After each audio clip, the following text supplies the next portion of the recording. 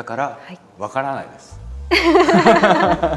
え方とかものの見方そのものにアートの本質があるというふうに唱えたのがこのコンセプチュアルアートになります。はっていう人いるでしょうね。これだけ見たらなんだろうって。なんだろうっていう。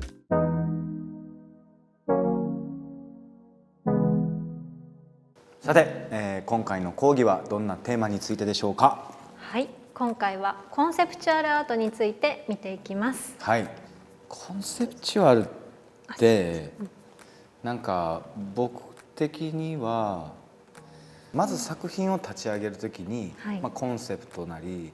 何なり、絶対それは大事にするじゃないですか。でダンス作品とか、そこにどういうコンセプトがあるのかどういう文脈があるのかっていうのは基本的に僕もすごい大事にしたいから、だからコンセプチュアルかどうかって言われたら大体コンセプチュアルになっちゃうんですよ、自分の中で。だから近代から現代へってなっていった時にどのタイミングでそのコンセプチュアルアートという定義のものが生まれたのかっていうか、その内容がどういうものに当たるのかがわからないんです。だからわからないです。すごくでもいいご指摘だなと思いまして、1個前の講義でやったミニマル、そこも表現抽象主義から色形を極めていって、それを最高潮に極みきったのがミニマルだというお話をして、そしてそこにはもうコンセプトとかそういうものは、ミニマルであるっていうことが唯一ぐらいのコンセプトで、それ以外の何かその作品の下にあるなんかメッセージ性みたいなものはないって断言してましたもんね。でもそれがおっしゃる通り、その現代アートってコンセプトを大事にするアート、ご理解の通りで、そのきっかけというかそれが強まったのがまさにこのコンセプチュアルアート、コンセプチュアリズムの動きになります。ある種じゃあそのミニマルのその先の展開でもあるって考える。そうですね、同時代に起こった動きではあるんですけれども、派生系としてより意味の方に行ったのがこのコンセプチュアリズムになります。代表作家思いつきますかね。あれなんか日本人の作家の方でいます。なんか手紙のやり取りとか切ってああいうのをずっとため続けてるみたいな、そうです。ああいうのもコンセプチュアルって言うんですか。はい、後ほどねあるんだ出てくるんですけどね。そうか、あれもコンセプチュアル。河原恩さんですよね。河原恩さん。恩さん、そうだ。恩河原さんって英語では言うので、そうだ。もう大体流れが今サマリーをやって出てくる予定だったんですね、マジで。出てきます。マジか、すごいな俺。しようと思います。事前にねこれお見せしてないんですけどね、毎回さすが森山さんということで、行きたいと思います。コンセプチュアルアート、ムーブメントでいうとコンセプチュアリズムと言いますけれども、それまで、1960年代にこれは起こった動きではあるんですが、それまではアート作品っていうのは本質大事なことは、美しい目に見える物体であるかどうかっていうのが問われていました。ですがこのコンセプチュアルアートでは一気に考え方が変わりまして、考え方とかものの見方そのものにアートの本質があるというふうに唱えたのがこのコンセプチュアルアートになります。文字や数字を素材とした。非常にですね、文字数字を素材とした作品が代表作として多く残ってます。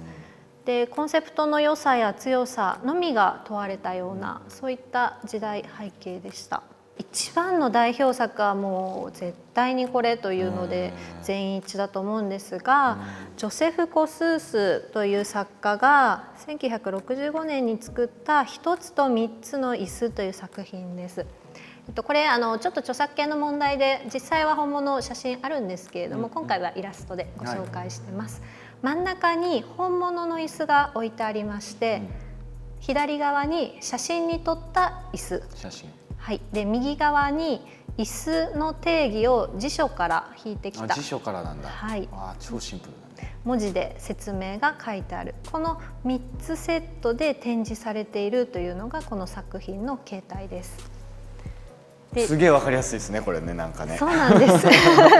コンセプチュアルとは何ぞやっていう意味ではすげえわかりやすい感じがします。代表作です。でこれが椅子だったりショベルだったりっていう何パターンかこの作家作ってるんですが、椅子が分かりやすいかなと。実際にこの椅子自体が美しいでしょって言ってるわけではなくて、実物を置いてみて、あと写真だったり言語定義、そういったものを横に並べることでそれとの関係概念を見ている人に考えさせるといったそういった作品になってます。1960年代の代表作これではあるんですが、次のページ行っていただいて、一番最初の講義を思い出していただきたいんですけれども、デュシャンの泉もとってもコンセプチュアルだったことは覚えていらっしゃると思うんですが、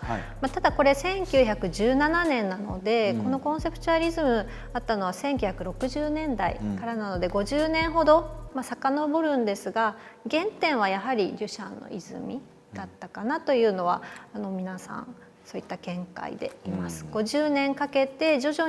に深まっていってムーブメントになったという流れです。で先ほどおっしゃってた恩川原さんのデートペインティングシリーズ、日本語だと日付絵画という名前ですけれども、おっしゃってたようにその友人に宛てた手紙とか、何かイベントがあった日、そういった特定の日付の部分だけをこのキャンバスに白抜きで描くという、そういった作品を残されています。っていう人いるでしょうねこれだけ見たらなんだろうっていうね、絶対説明が必要ですよね。そうですね、そう絶対に説明が必要なんですよ。それはコンセプチュアルな感じはしますけどね。でもそれでやっぱり説明を聞く前と後でやっぱその見てるものに対する景色というか考え方が深まるっていうのはすごく僕最初出会った時に衝撃的で、それはそのコンセプチュアルアートを見たからというよりも、その作品にはコンセプトがあって、っていうこと自体の衝撃っていうのが最初やっぱありましたよね。なんでこういう作品になったんやろっていう、でもその作品自体がちょっとインパクトあったりとかすると、なんでこうなったんやろでなんか解説聞いたりとか、その説明を聞いて知ってみるともっとその作品の深みが変わってくる。なんか僕はすごく好きなんですよね、そういうのが。まさにそれが現代アートの最大の楽しみの部分なんじゃないかなと思いますね。その作品のもの自体がどれだけ美しいかとか好きだとか嫌いだとか、そういうジャッジもあるとは思うんですけど、背景にどういうストーリーがあるのか、それを読み解いていく、聞いたり読んだりするっていうのが現代アートの深い部分じゃないかなと。これなんかはやっぱり言ってもデュシャンのこの便器に関してはちょっと違うかもしれないですけど、基本的にすごくやっぱりミニマリズムじゃないけども、基本もなんていうかそれ見るだけではマジで何っていうところからそのコンセプトを受けるっていう、そこで一個進んでミニマリズムから動いてるんだと思うんですけど、逆に今だとそこからさらに進んでやっぱり造形的にも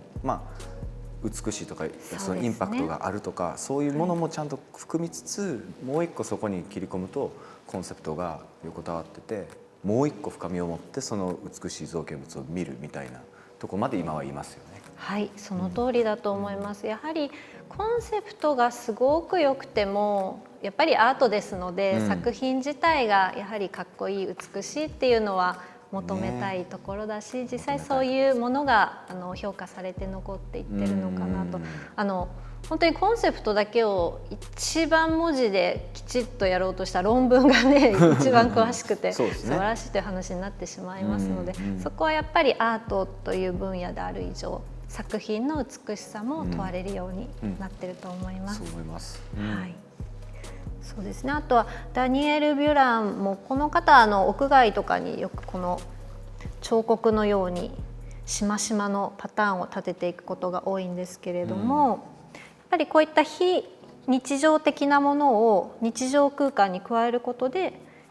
見ている人にその空間の在り方を認識させるみたいなコンセプトをお持ちだったり、あとよくご存知だと思うんですけれども、小野洋子さん、はいはいはい。小野洋子さんもこのコンセプチュアルアートの第一人者じゃないかっていうのが最近言われていまして、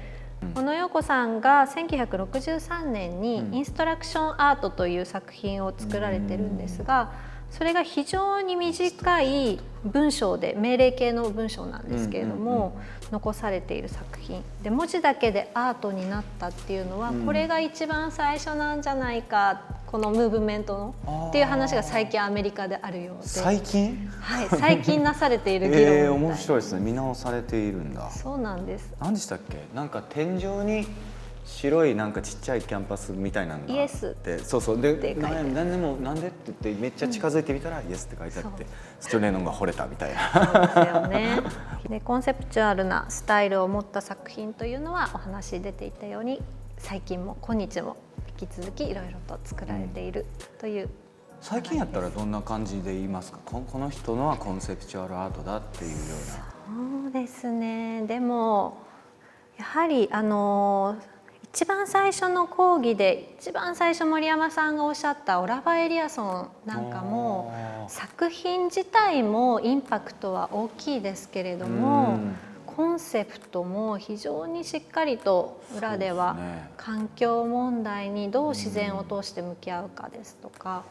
きっちり作り込まれているなという印象を持ってます。そういうやっぱ造形美とかそういうもうやっぱ目にまず美しいっていうところから